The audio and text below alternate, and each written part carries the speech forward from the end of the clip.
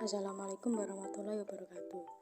Kami dari kelompok 4 akan menjelaskan materi kami yang berjudul Sistem Ekonomi Indonesia. Berikut daftar isi yang akan kami bahas. Yang pertama adalah pengertian sistem ekonomi, kemudian sistem-sistem ekonomi. Yang ketiga, sistem ekonomi Indonesia, kemudian landasan filosofis sistem ekonomi Indonesia. Pengertian sistem ekonomi. Apakah sistem ekonomi itu? Sistem ekonomi menurut Dumairi adalah salah satu sistem yang mengatur dan menjalin suatu hubungan antara manusia dan lembaga dalam sistem tatanan kehidupan. Sebuah sistem ekonomi terdiri atas unsur-unsur manusia sebagai subjek, barang-barang ekonomi sebagai objek, serta seperangkat kelembagaan yang mengatur dan menjalinnya dalam kegiatan berekonomi.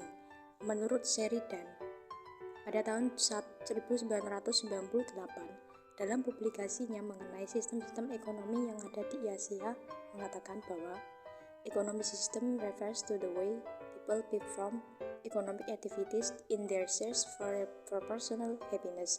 Dengan kata lain, sistem ekonomi adalah cara manusia melakukan kegiatan ekonomi untuk memenuhi kebutuhan atau memberikan kepuasan pribadinya.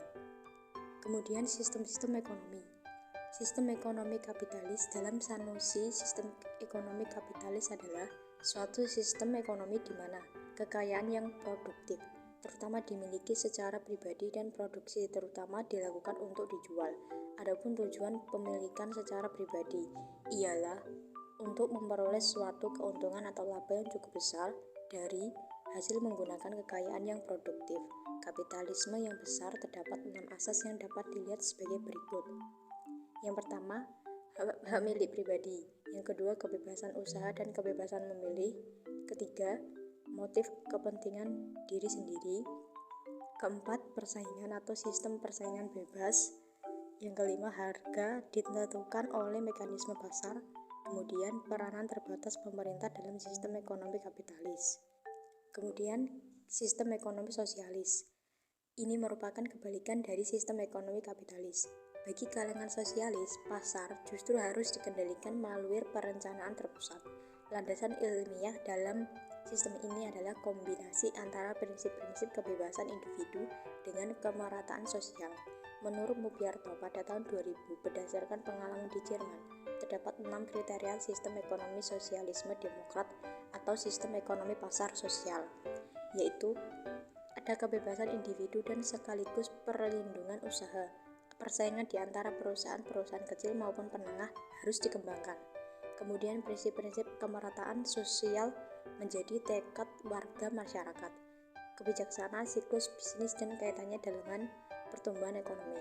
Yang kemudian keempat adalah kebijaksanaan pertumbuhan menciptakan kerangka hukum dan prasarana atau sosial yang terkait dengan pembangunan ekonomi. Kelima, kebijaksanaan struktural dan konformitas pasar dan persaingan. Kemudian C, sistem ekonomi campuran adalah sistem yang mengandung beberapa elemen dari sistem ekonomi kapitalis dan sistem ekonomi sosialis.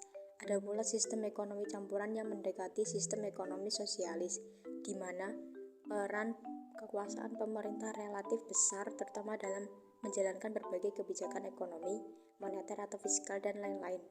Pada sistem ini, pemerintah memiliki peran sebagai pemangku kebijakan yang dapat mengintervensi kegiatan ekonomi masyarakat atau pelaku usaha.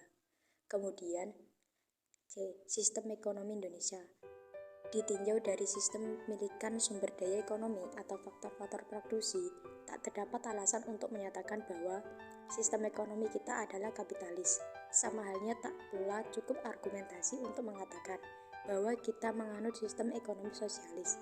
Indonesia mengakui pemilikan individual atas faktor-faktor produksi, kecuali untuk sumber daya menguasai hajat hidup orang banyak, dikuasai oleh negara. Hal ini diatur dengan tegas oleh pasal 33 UUD 1945 secara rinci. Pasal 33 menetapkan 3 hal, yaitu sebagai berikut. Yang pertama, perekonomian disusun sebagai usaha bersama berdasarkan atas asas kekeluargaan. Kemudian cabang-cabang produksi yang penting bagi negara dan menguasai hajat hidup orang yang banyak dikuasai negara. Kemudian bumi dan air dan kekayaan alam yang terkandung di dalamnya dikuasai oleh negara. dan dipergunakan untuk sebesar-besarnya kemakmuran rakyat. Kemudian D. Landasan filosofis ekonomi Indonesia. Hal yang paling mendasar dari setiap sistem ekonomi adalah nilai-nilai dasar yang bersifat ideologis. Nilai-nilai dasar tersebut sangat penting karena di atas nilai-nilai dasar itu dibangun sistem ekonomi. Tanpa landasan ideologis, sistem ekonomi akan kehilangan ruh, jati diri, dan berubah menjadi pedoman yang bersifat teknis dan teoritis.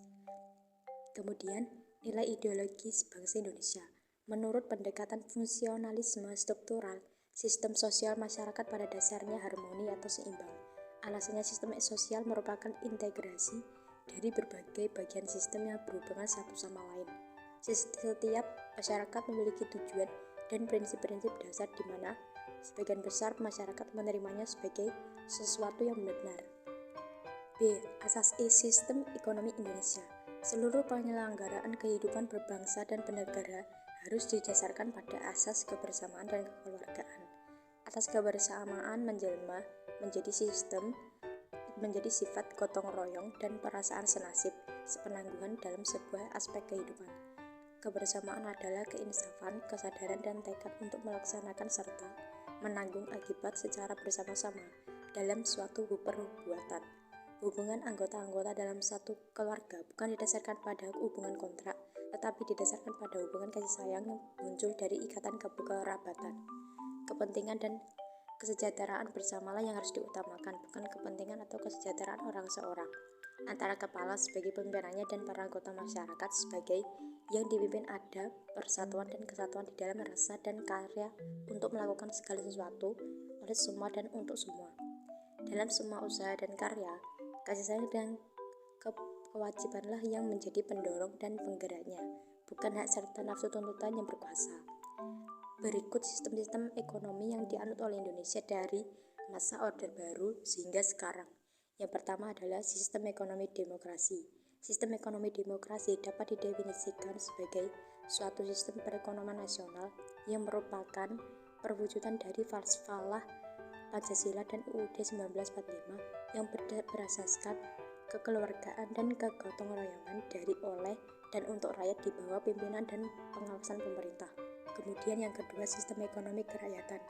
Pemerintah bertekad melaksanakan sistem ekonomi kerakyatan dengan mengeluarkan ketetapan Majelis Permusyawaratan Rakyat Republik Indonesia Nomor 4 MPR 1999 tentang garis-garis besar haluan negara yang menyatakan bahwa sistem perekonomian Indonesia adalah sistem ekonomi kerakyatan. Yang ketiga, sistem ekonomi Indonesia dalam UUD 1945. Sistem perekonomian yang ditetapkan oleh Indonesia adalah sistem perekonomian Pancasila. Maka secara normatif, Pancasila dan UUD 1945 adalah landasan ideal sistem perekonomian Indonesia. Sekian penjelasan dari kelompok 4. Apabila ada kesalahan, kami mohon maaf. Sekian, wassalamualaikum warahmatullahi wabarakatuh. Terima kasih.